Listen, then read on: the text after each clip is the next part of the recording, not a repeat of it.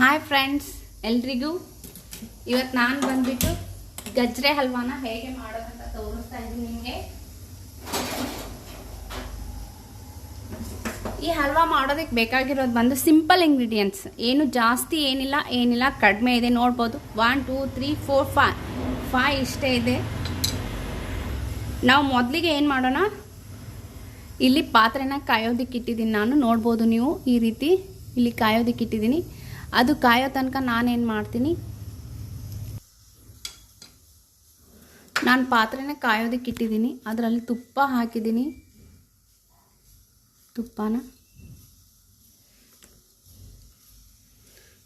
ಕಾಯ್ದ ನಂತರ ಈ ಡ್ರೈ ಫ್ರೂಟ್ಸನ್ನು ಇದರಲ್ಲಿ ಹಾಕ್ತೀನಿ. ಹಾಕ್ಬಿಟ್ಟು ಇದನ್ನ ರೋಸ್ಟ್ ಮಾಡ್ತೀನಿ ಸ್ವಲ್ಪ ಲೈಟಾಗಿ.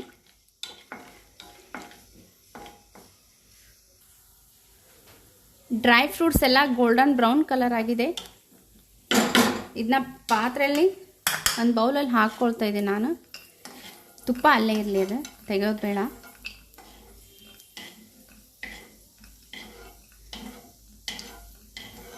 ಇಷ್ಟಿದ್ರೆ ಸಾಕು, ಈ ರೀತಿ ಕಲರ್.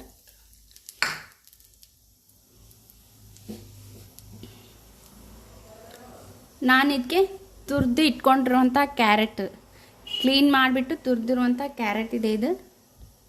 ಇದನ್ನ ಇಲ್ಲಿ ಬಾಣಲೆಗೆ ಹಾಕ್ತಾ ಇದ್ದೀನಿ.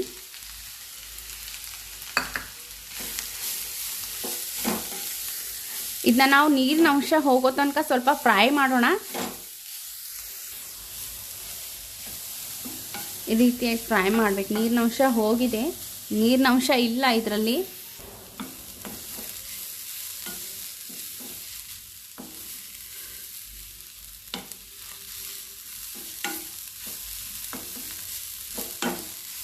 ನೀರಿನಂಶ ಎಲ್ಲ ಹೋಗಿದೆ ಇದರಲ್ಲಿ. ನೀರಿನಂಶ ಏನೂ ಇಲ್ಲ, ನೋಡ್ಬೋದು ನೀವು. ಇವಾಗ ನೀರಿನಂಶ ಇಲ್ಲ.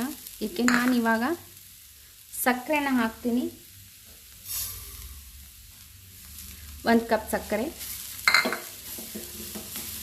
ನೆಕ್ಸ್ಟ್ ಬಂದ್ಬಿಟ್ಟು ಇವಾಗ ಡ್ರೈ ಫ್ರೂಟ್ಸ್, ಇದನ್ನೆಲ್ಲ ಚೆನ್ನಾಗಿ ಮಿಕ್ಸ್ ಮಾಡ್ತೀನಿ ಇವಾಗ.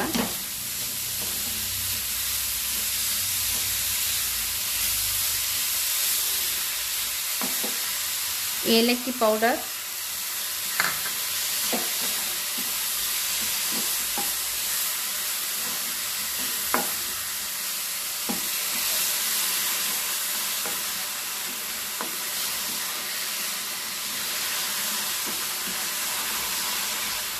ಇಷ್ಟಾದ್ಮೇಲೆ ಇದನ್ನ ಒಂದು ಸ್ವಲ್ಪ ಜೋರ ಉರಿ ಇಟ್ಬಿಟ್ಟು ಆಫ್ ಮಾಡಿಬಿಡೋಣ ಗ್ಯಾಸ್ನ. ಆಫ್ ಮಾಡಿಬಿಟ್ಟು ಇದನ್ನ ಆಗುತ್ತೆ, ಇದು ರೆಡಿ ಆಗುತ್ತೆ. ಇವಾಗ ನೋಡ್ಬೋದು ನೀವು ಯಾವ ರೀತಿ ರೆಡಿಯಾಗಿದೆ ಅಂತ ಹೇಳಿಬಿಟ್ಟು. ಎಷ್ಟು ನೀಟಾಗಿ ಚೆನ್ನಾಗಾಗಿದೆ.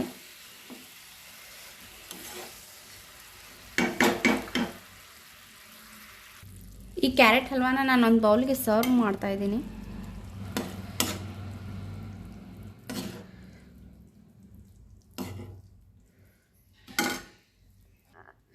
ಕ್ಯಾರೆಟ್ ಹಲ್ವಾ ರೆಡಿಯಾಗಿದೆ. ರೆಡಿ ಆದಮೇಲೆ ಈ ರೀತಿ ಕಾಣ್ತಾ ಇದೆ.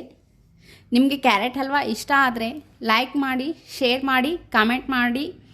ಮತ್ತು ನೀವು ಮನೇಲಿ ಟ್ರೈ ಮಾಡಿಬಿಟ್ಟು ಹೇಗೆ ಅನ್ನಿಸ್ತು ಅಂತ ನಿಮಗೆ ಟ್ರೈ ಮಾಡಿದ ಮೇಲೆ ಕಮೆಂಟ್ ಮಾಡೋದನ್ನು ಮರಿಬೇಡಿ friends. Thank you watching my video.